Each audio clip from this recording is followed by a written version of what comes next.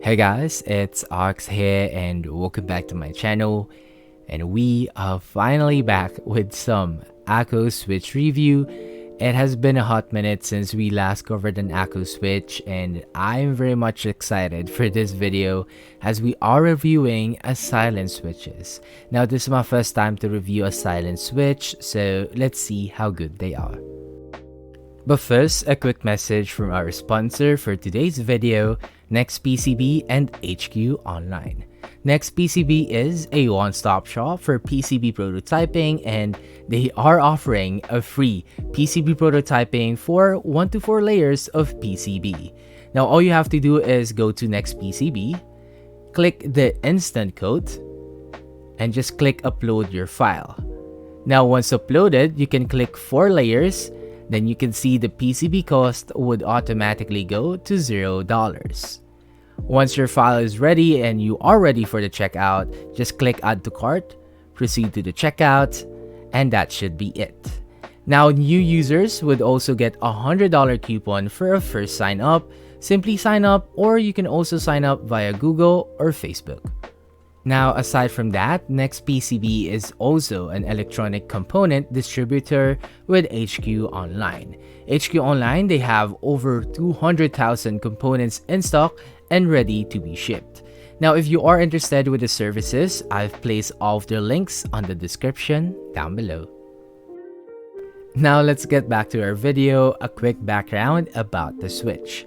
This is Akko's first silent switches, and Akko really wanted to create one for a quiet work environment. They mentioned that the switches still produce sounds in a limited level and will also depend on your build. That the switches comes in by the usual 45 pieces and it would go for $13.99. By the way, this switches was sent for review by Akko, but I wasn't paid to make the video, so of course, I'll give you guys my honest and unbiased opinion about the Haze Pink. Now for a quick material breakdown, it's a 3-pin switch using a polycarbonate in the top and on the bottom housing. And it also uses a palm for the stems, and as you can see, there's something on the rail that keeps the switch quiet. It also has an extension springs that bottoms out at 58 grams. So in today's video, it's going to be the usual a stock versus lube comparison, plus a sound comparison versus a semi-silent switch and a linear switch. Now, if you want to hear my thoughts and opinion about the Haze Pink, please do stick around at the end of the sound test, or feel free to check the timestamps. And speaking of the sound test, let me give you guys a quick disclaimer before we start. That the sound and experience will vary depending on your keyboard build, meaning to say that it will feel and it will sound different depending on your board. We'll be using, of course, the Vega 65 with a polycarbonate plate, 1 plate foam, and no case foam. Switches was lube with a 205 grade 0, and the keycaps that was used was a PBT set. So with all that out of the way, please do enjoy the sound test on the Akko Haze Pink switches.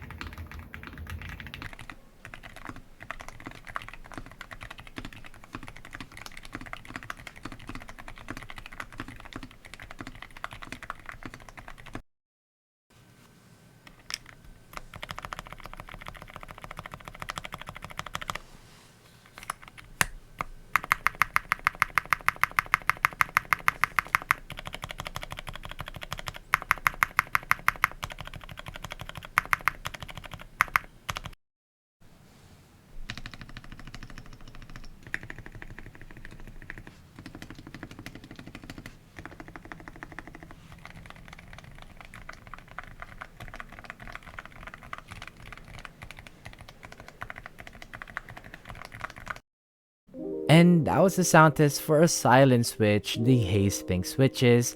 And if you made it up to this point of the video, I would like to say thank you for staying, and let me know on what you think about the silent switches by Akko on the comment section down below, and let's have some quick discussions. And now let's talk about my thoughts and opinion about the switch. Now let's talk about my thoughts on the feel. Now, considering that this is my first time trying out a silent switch, I don't really know how one would feel on stock. Now, I am basing this in terms of the overall feel. So I didn't feel any spring and leaf crunch, and it wasn't that scratchy as well. And with that being said, I think I can somehow say that they feel smooth out of the box. Now again, disclaimer, this is my first time trying out, and I was really curious how they would feel once lubed. Now, once lube, honestly, I didn't really feel any difference, given that, of course, it will feel more smoother once lube, but not that much with my experience on the silent switches. Again, maybe because this is my first time trying them out, so let me know if you guys lube your silent switch or not.